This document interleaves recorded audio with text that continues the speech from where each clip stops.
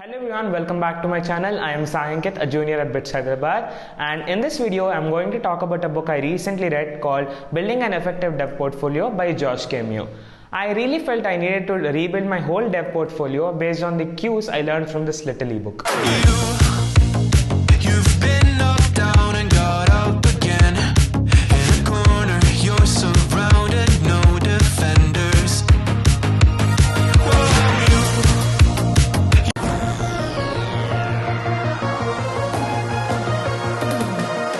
Job search is competitive and it becomes a necessity for everyone to stand out in the eyes of recruiter. Without a doubt, resumes and LinkedIn profiles matter. But having a developer portfolio can be a kind of secret weapon. Most developers either don't have a portfolio site or they haven't put much thought or effort into one.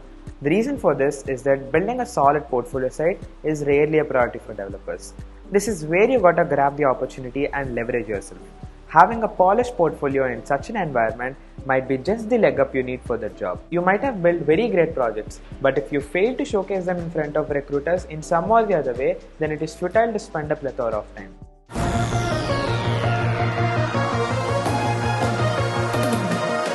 I already have a dev portfolio in my case hosted on GitHub at saankit.github.io, which essentially is a template that I picked up from GitHub called Developer Folio. Initially, I didn't know much about web development and I really felt I needed to have a portfolio to show my work. So I picked up a random theme from GitHub and edited it according to my requirements.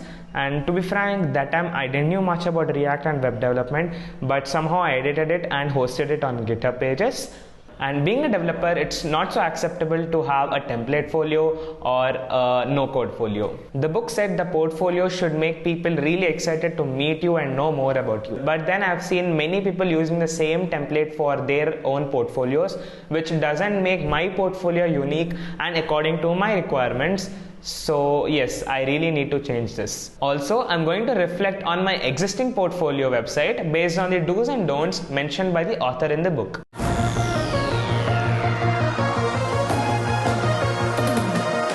There are three main important things Josh tells us to add in any portfolio, which is about me, projects, and contact details.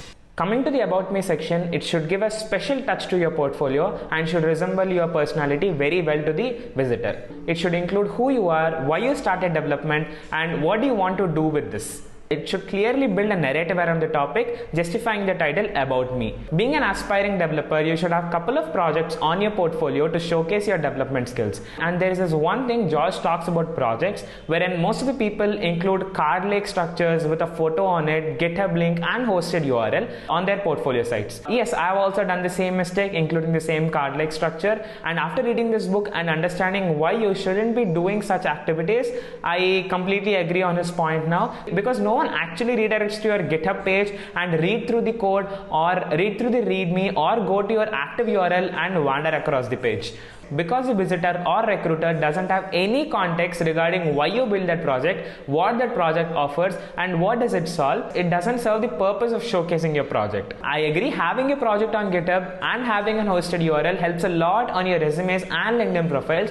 But when it comes to portfolios, there should be a context you should give to your visitor or recruiter who is seeing your portfolio. So you should include most impressive parts of your project, some snippets and some live photos or demos of your project inside the same web page, clearly showing a narrative of why you build this, what hassles did you face and what did you achieve from this project. This clearly shows you can solve real world problems and your development skills at a single place. Seeing both about me and project section, what I have observed is that Josh tells us to add a narrative or a piece of storytelling to our portfolio which makes it unique and reflects our personality to the visitor or recruiter. There is one don't I completely agree on Josh is to not include a skill meter, because most of the people include a skill meter with a list of skills and their proficiency in it, like 5 on 5 or 80% skilled in that particular technology. But this clearly reflects you're overconfident in it, because you're neither 5 on 5 on the technology or 80% or 90% proficient in that.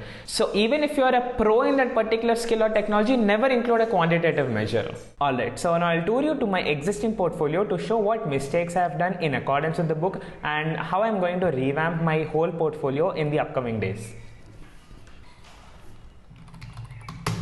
So this is how my existing portfolio looks. So there's a hero section here with an image which almost every theme from this theme called developer folio has. So when we go into this developer folio GitHub profile, this is by a person called Sad Pasta, which is his GitHub profile name, and there are around 2500 people who are using the same profile and they have started this, and there are a lot of other people who haven't started this repository but are using this portfolio. So I've been recently come across a lot of portfolios using the same theme, so that's also one important reason I want to revamp my portfolio thing. And there are these illustrations from andro.com, if you know, which are free illustrations, which I also have included some, like this app development thing and this YouTube video thing, which are not present in the original theme, but I have included, which connects to my things that I'm doing. And also, if you have seen this thing, I have a sophomore written on the portfolio because I've not been updating my portfolio. The last time I did, when I was in my 2-2, that is my second year, second semester. So at that time I was a sophomore, so I included sophomore.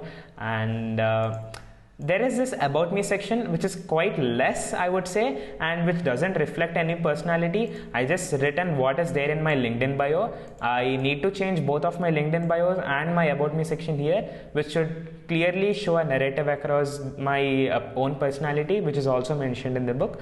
So I'm going to follow that. And there's no catchy CTA on this portfolio. The visitor does not know what to do. There's my GitHub profile, my Google profile, which is my mail apparently, but which should have a mail icon here. And there are all these CTAs, but there's no catchy thing or one important thing that any visitor would love to do after going through my portfolio. And there's this contact me where I've written something about myself, and this I guess is picked up from my GitHub avatar, and which says open for opportunities yes, and Hyderabad, which is the location, and this. And by the way, this theme is present both in light theme and dark theme. So contact me is fine, but this is not so great. I need to change something regarding about me and my hero section altogether with a catchy call to action button. And the next thing comes is what do I do? Considering this part of the section, I cannot read what are beneath here, so anyone who doesn't know what is fifth symbol won't understand what this is. So he has to go down here, which is very minuscule in font, and I can't actually read this. And there's this HTML5, CSS and JavaScript. I need to update all of this here. And there's this huge picture right here which takes all of our attention and leaves our attention span from this behind. So this is also one important thing that I need to change, and there's no proper alignment between what do I do and all of these icons here. And coming into app dev, I don't know why I included this as a new component on the page, but there's a lot of negative space here. There's a lot of white space which is unused. I know negative space is very important. There has to be white space which needs to be properly aligned, and on this portfolio it is not properly aligned at all. The YouTube and this button, this is also not properly aligned. I don't know why I included such huge pictures here. Education is quite good, I would say. Education part is quite good from the official theme itself. And open source projects, this is what I was talking about, including card-like structures. And on clicking this, it redirects me to my GitHub page, wherein I have written the whole features of my Timeman project and all the photos of that particular project. And no one actually knows what Timeman is if they haven't seen what it does. So if it's on portfolio and it just says iOS app built using SwiftUI to enable people of BPHC to track O, and it stops. So people has to go through this GitHub profile to see what actually it does, read through the salient features. But if there's some interesting thing about Timeman that I've included in the portfolio, and if they like that interesting thing, they'll redirect it to my GitHub profile, or else they'll just see it there, and if they are not attracted to that particular project, they'll just leave it.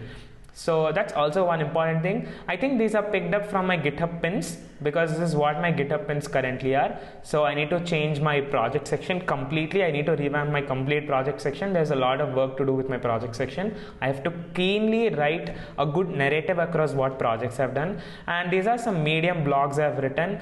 And there's this workshop I've taken, Intro to App Dev using Flutter, which in dark theme is quite good because the Flutter is clearly visible. But when you see on light theme, I just observed right now, the FLUTTER, unless and until highlighted, it doesn't actually show it as Flutter. Intro to App Development using someone who doesn't know what Flutter is won't understand what these words mean.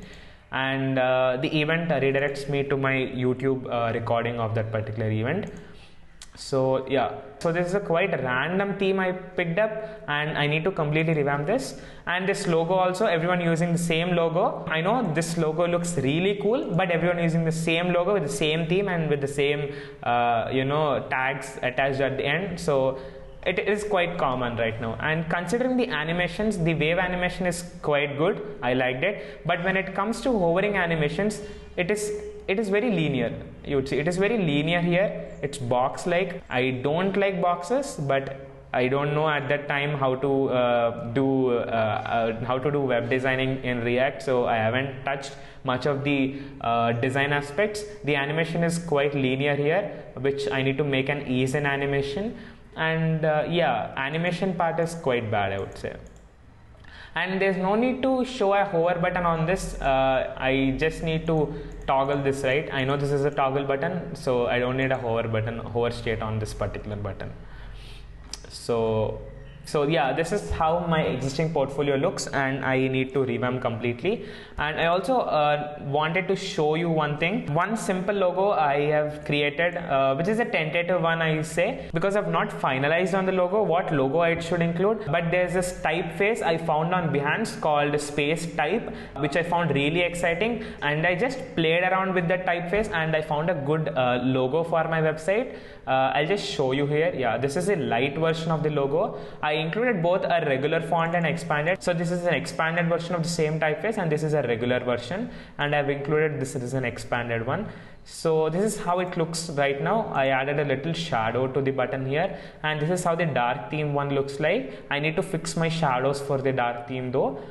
But yeah, this is a tentative logo. I don't know if I'll really use the same logo for my final project, but this is what I played around with the new typeface that I found. So this will be a series of episodes that I'll be making, revamping my whole portfolio. In the first one, I discussed why I want to revamp my portfolio and the whole summary of the book, Building an Effective Dev Portfolio by Josh Cameo. So the next thing would be to actually design my whole dev portfolio, write content for my portfolio, and then build it using good framework. And regarding the timeline I've decided for my portfolio, I have decided to finish this in 1 or 2 months, because there are other priority projects for me that I need to take up in comparison to this portfolio. But in a span of 2 months, I need to finish from design to production level portfolio.